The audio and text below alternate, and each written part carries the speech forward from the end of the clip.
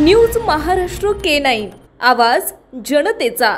अनैतिक संबंध असल्याच्या संशयावरून 4 जणांनी कट रचून महिलेच्या पतीला लाकडी दांडक्यानं डोक्यात मारून गंभीर जखमी केल्याची घटना घडली आहे। ही घटना चाकण शिक्रापूर रोडवरील भारत पेट्रोल पंपाजवळ 25 जून रोजी सकाळी 6:30च्या सुमारास घडली होती।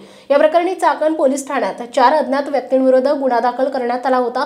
पोलिसांनी आरोपी निष्पन्न करून महिलेसह 4 जणांना अटक केली आहे। याबाबत कडाचीवाडी येथे राहणाऱ्या 50 वर्षीय व्यक्तीने चाकण पोलीस ठाण्यात फिर्याद दिली आहे। यावरून एक महिला राम श्रीरामे, सायना पेलकर, सागर शेळके यांच्यावर IPC 326, 324, 120 व 323, 504, 506, 34 नुसार गुन्हा दाखल करून अटक केली आहे। पोलिसांनी दिलेल्या माहितीनुसार अटक केलेल्या महिलेला तिच्या पतीचे आणि फिर्यादी यांच्या पत्नीचे अनैतिक संबंध असल्याचा संशय होता। आरोपी महिलेने इतर आरोपींच्या मदतीने कट रचून फिर्यादी यांना मारण्यासाठी पाठवले।